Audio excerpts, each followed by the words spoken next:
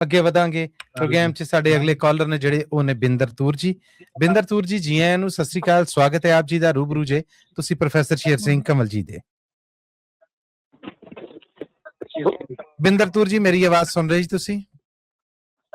ਸਤਿ ਸ੍ਰੀ ਅਕਾਲ ਜੀ ਭਾਜੀ, ਸਤਿ ਸ੍ਰੀ ਅਕਾਲ। ਸਤਿ ਸ੍ਰੀ ਅਕਾਲ ਜੀ, ਤੁਸੀਂ ਪ੍ਰੋਫੈਸਰ ਸ਼ੇਰ ਸਿੰਘ ਕੰਵਲ ਜੀ ਦੇ ਰੂਬਰੂ ਜੇ ਜੀ।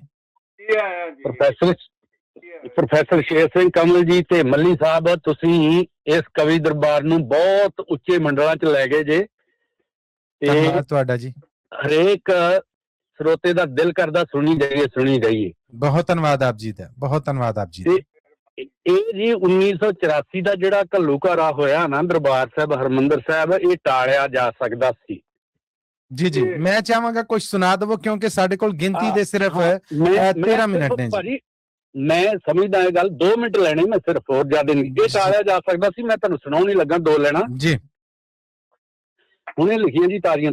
ਇਰਸ਼ਾਦ ਜੀ, ਇਰਸ਼ਾਦ। ਯਾਦ ਆਵੇ ਜਦੋਂ 1984 ਤੇ ਹੂਕ ਪਵੇ ਖਾਲਸੇ ਨੂੰ, ਯਾਦ ਆਵੇ ਜਦੋਂ 1984 ਤੇ ਹੂਕ ਪਵੇ ਖਾਲਸੇ ਨੂੰ। ਵਾਹ। ਸਿੱਖਾਂ ਨੂੰ ਜੇ ਬਣਦੇ ਹੱਕ ਮਿਲ ਜਾਣ ਜੀ, ਸਿੱਖਾਂ ਨੂੰ ਜੇ ਬਣਦੇ ਹੱਕ ਮਿਲ ਜਾਣ ਜੀ, ਹੁੰਦਾ ਨਾ ਕਿਸੇ ਦਾ ਉੱਥੇ ਹੋਰਾ ਨੁਕਸਾਨ ਜੀ, ਹੁੰਦਾ ਨਾ ਜੀ ਉੱਥੇ ਕਿਸੇ ਦਾ ਭੋਰਾ ਨੁਕਸਾਨ ਜੀ।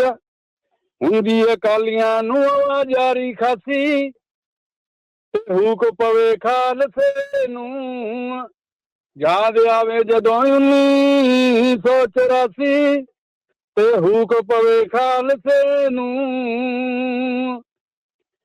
ਮੰਗਾਂ ਜਦੋਂ ਮੰਗੀਆਂ ਅਕਾਲੀਆਂ ਨੇ ਜਾ ਕੇ, ਮੰਗਾਂ ਜਦੋਂ ਮੰਗੀਆਂ ਅਕਾਲੀਆਂ ਨੇ ਜਾ ਕੇ, ਇੰਦਰਾ ਗਾਂਧੀ ਲਾਰੇ ਹੀਰੇ ਲਾਉਂਦੀ ਗਲੋਂ ਫੇਰਿਓ ਲਾ ਕੇ, ਲਾਰੇ ਹੀਰੇ ਲਾਉਂਦੀ ਗਲੋਂ ਦਿਲੋਂ ਲਾ ਕੇ।